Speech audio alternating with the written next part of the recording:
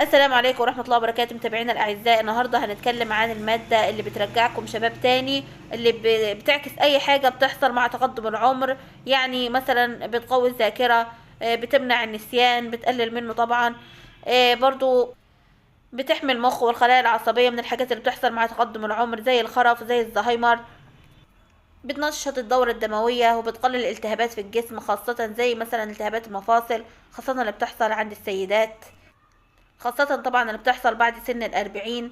مثبتة علميا انها بتقلل من الآلام.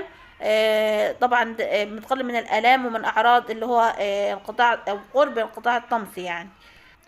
بتحمي من أمراض القلب والقلق والاكتئاب والصداع كمان. المادة دي يا أعزائي اسمها جينكو بيلوبا.